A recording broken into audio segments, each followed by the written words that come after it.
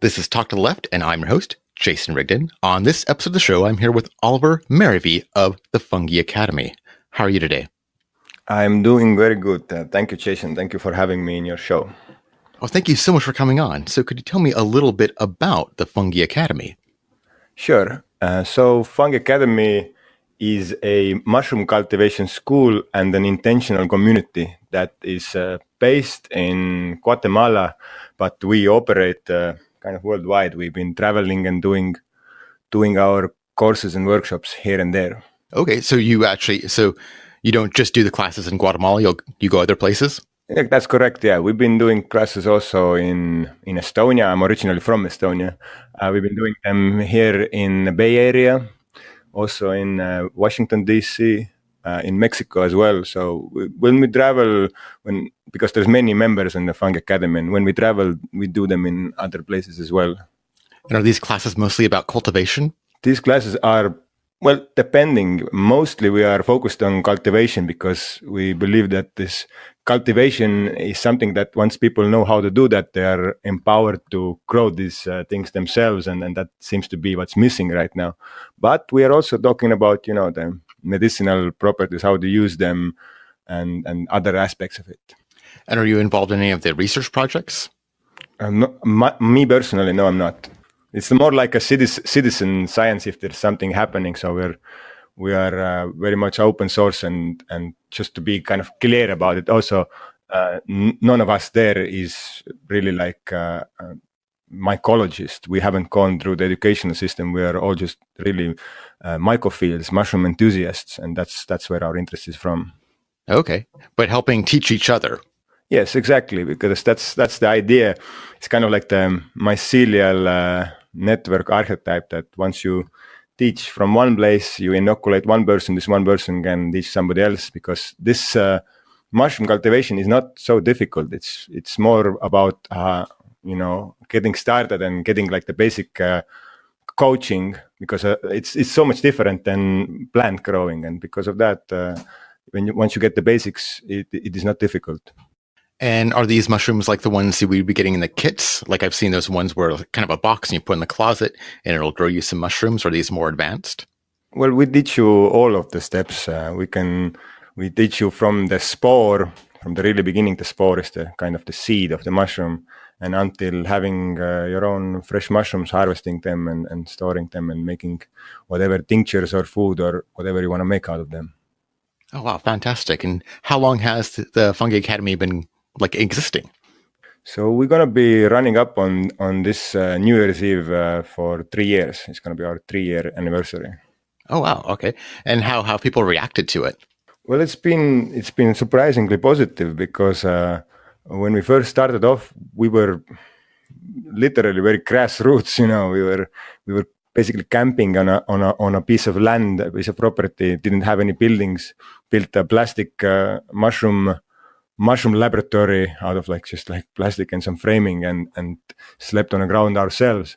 And now, almost 3 years later, we have a house with like rooms and mushroom laboratories and mushroom growing places, and so it's been received very well, and it's been growing rapidly. And this was in that community you were talking about in Guatemala? Yes. So that's the other aspect of it. Yes, we teach people how to grow mushrooms, but it's also a communal living environment. So a lot of people come and they stay there for anywhere from week or up to months, and they learn mushroom cultivation, but they also learn how to live in a community, how to live together with other human beings, because that's like this other thing that we feel very passionate about. Yeah, I wonder, is growing mushrooms seem easy compared to dealing with people? Well, I would say that the growing the mushrooms part is easier, but the living together with other human beings in a way that we collaborate and we co-create and share our lives, it's very rewarding.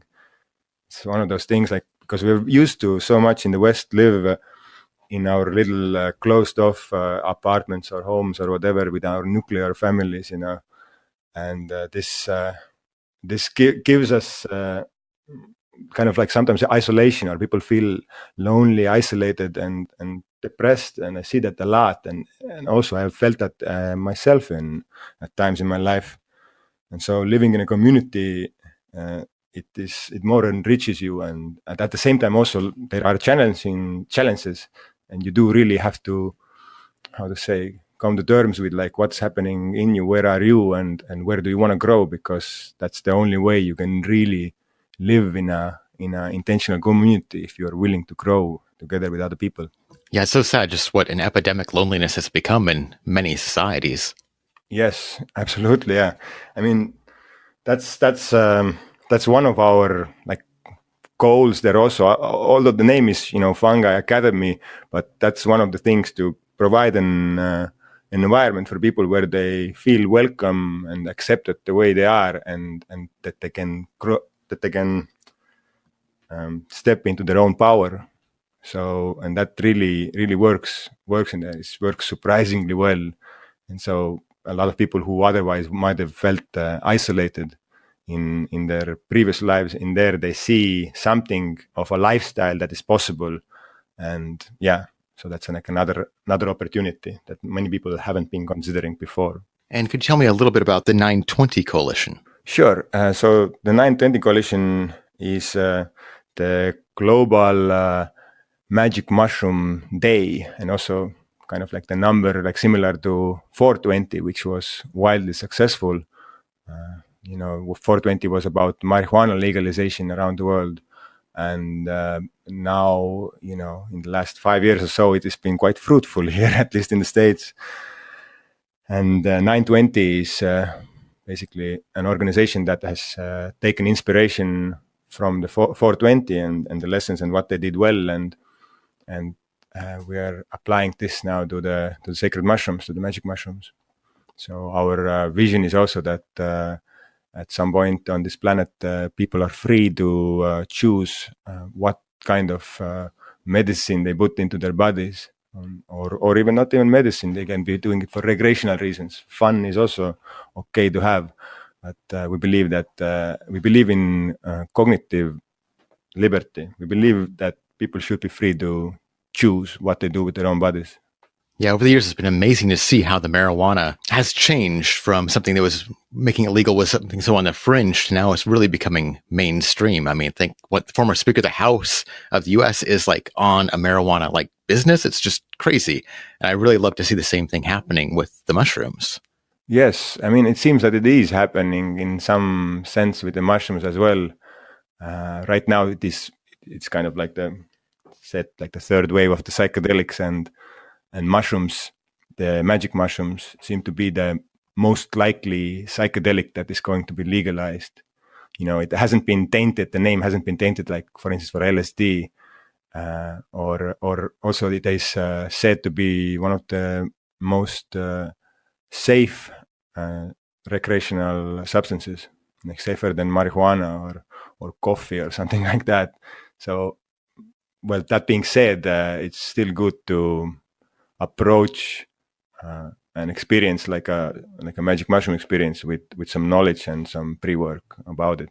Yeah, it's one of the difficulties of having it be only on the black market is you can't get, or you can, but it's harder to get the structured environments where it's a more healthy experience.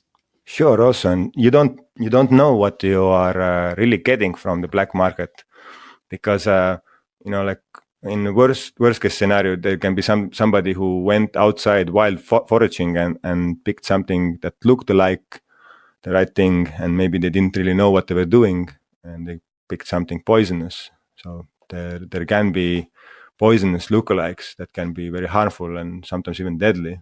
So I think that's like one of the, although I haven't heard of this really happening, but it's one of the worst things that can happen. And otherwise, you can just get something that is not the right mushroom, or you get something that in the dosage you cannot be sure of what is the dosage. So I do think that the legalization brings more quality, and people are getting the actual mushroom experience, then not something that is not mushrooms. Are there any jurisdictions in the world that stand out as being more liberal towards these magic mushrooms? Oh, sure, yeah. I mean, if people are interested, they can check out, there is a Wikipedia page that talks about magic mushroom legal status around the world. And for instance, Portugal is completely legal. They did that with all the drugs actually, and what they saw is that people started using less drugs. It's interesting. Brazil is completely legal. There is psychedelic retreats happening in Jamaica where it's legal. Like there is, if anybody's interested, going. It's called Myco Meditations. You can go there and legally have a mushroom retreat, magic mushroom retreat. And there are other places. There is Czech Republic, and there's other places that have like kind of like gray areas where you're okay to have it, but only if you don't try them or something like that. So there is places around the world where it's very accessible and where people are not being prosecuted for eating magic mushrooms. That's very funny, considering I'm an American raised here, and I was taught to believe that as soon as they legalize marijuana or magic mushrooms, society would just collapse. Yeah, I don't know. It seems like we're still going strong. Yeah, like in the states in the U.S., the states that have legalized marijuana, nothing really has changed other than you can go to the store and buy marijuana. It's the fears they tried telling us were lies.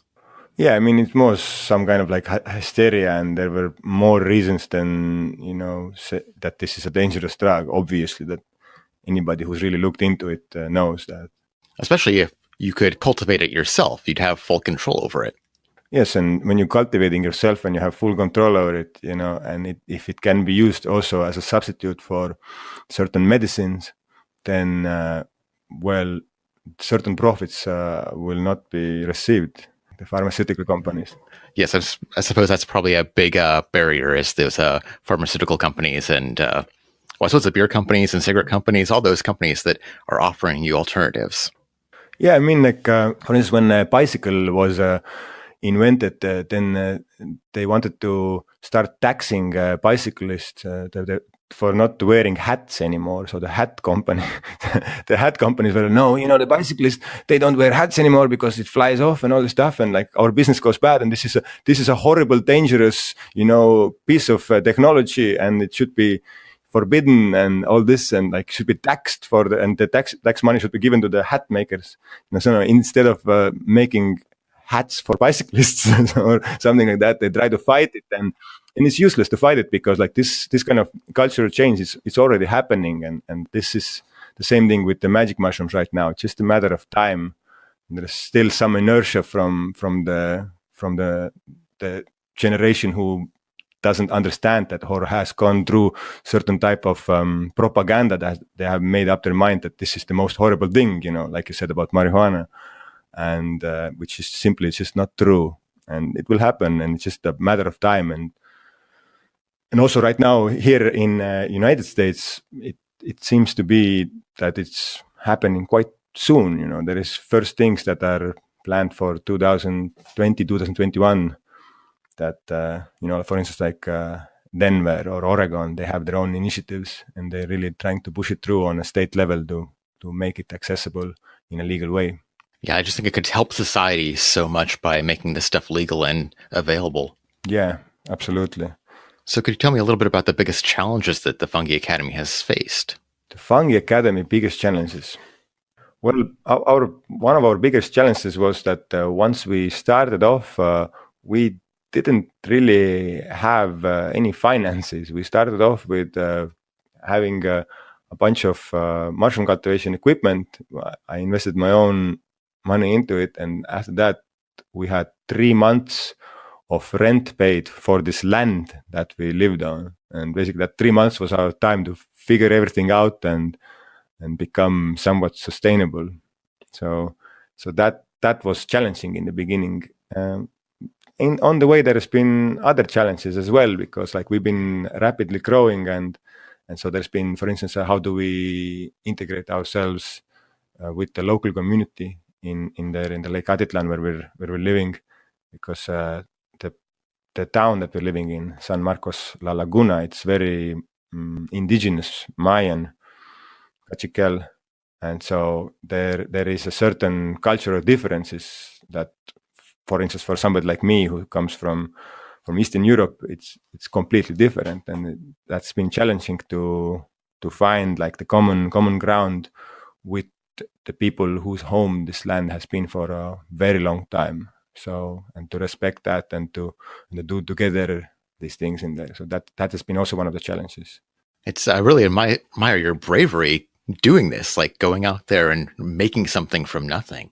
Yeah, I mean, I don't know if it's really like a bravery, because like the Fungi Academy, it just kind of it needed to happen, or it wasn't like a plan. It just at some point I stopped trying to figure out what's happening, and I just kind of listened and surrendered to what is, and then through a series of coincidences, I ended up at Lake Atitlan in Guatemala, and Fungi Academy was born. It wasn't really so much of like a choice. It was just like, do you say yes to this? And I said yes. Well, definitely is inspiring. So what are your plans for the future going forward?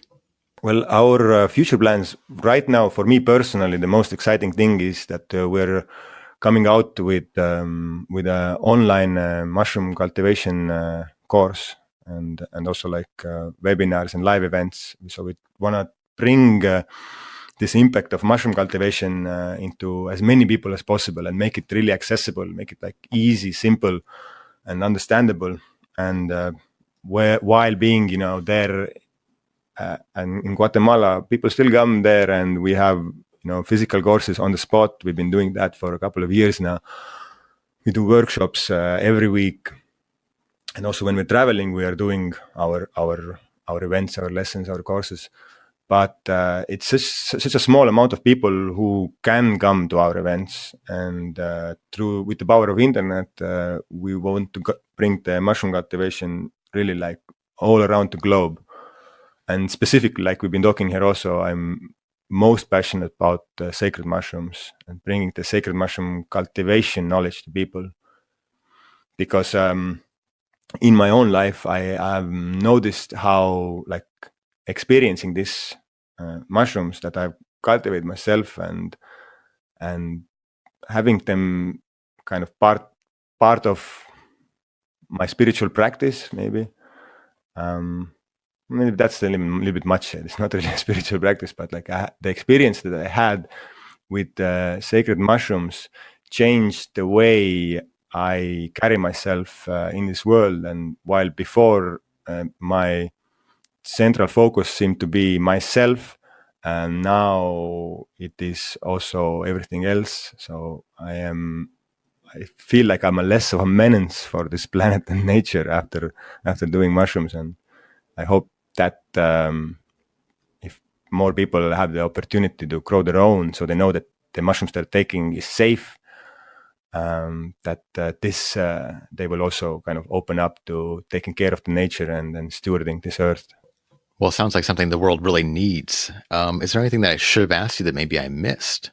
I don't know. I mean, I can just like with this last comment, I can say there is a research. I don't remember where was it. People can check it out. But eating psilocybe mushrooms increases nature relatedness and decreases authoritarian worldviews. So that sounds really good.